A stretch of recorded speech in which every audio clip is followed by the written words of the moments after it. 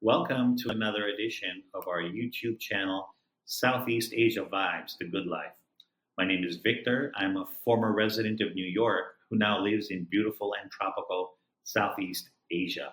I just got fed up with the high crime, cold winters, and rat race of New York City. I now live the life of my dreams here in Southeast Asia, in Philippines, and have lived or traveled all over Southeast Asia, such as Cambodia, Thailand, Laos, Philippines, Malaysia, Indonesia, Vietnam, etc.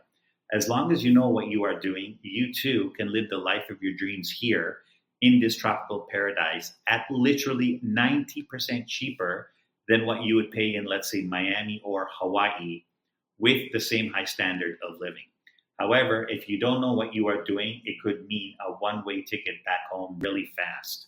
As an expert and somebody who has lived or traveled all over Southeast Asia, I receive many emails daily from people who want to move here and escape the rat race, and they ask for my guidance. Because a lot of these other YouTube videos, they tend to sugarcoat everything about Southeast Asia because they want views, subscribers, so they're just not being honest with you. Now, I don't charge for my advice, but many people still feel very grateful as I take the time to answer all their questions, either by email or by a WhatsApp phone call. So they insist to make a small donation of any amount just to support the channel. The link is above in the description box, as well as my email if you have any questions and you would like to know about any of the countries here in Southeast Asia. Let's get started. In today's video, we're going to answer one of the questions I get asked the most often, and that is specifically for the Philippines. Should I rent or should I buy? Now, this question has a very simple, straightforward answer. The answer is it depends on whether you have young children or not. And the reason I say that is because if you have a family, if you have kids, they need stability. You cannot keep moving around because you're in one place, you have kids, they go to school, they make friends. If you move suddenly, they're not going to have they're going to move away from their friends. It could be traumatic, and it's not a good situation. So with a young family, you need to be stable. You need to be in one place. But if you are single, that's a very different scenario altogether. And if you're single, I think it's great to travel around, settle in a few places or be in a few places for a few months for a change of scenery. You can experience different cultures. All that is well and good. That's exactly what I did.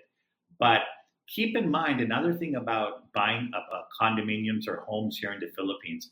The majority of them I have seen, they really don't use the highest quality materials to make the house or to make the condominium.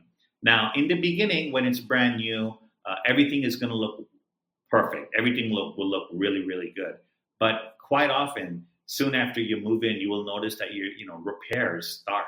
The repairs start on various things, and then you realize that you're spending a lot of money over the years on repairs. Why did that happen?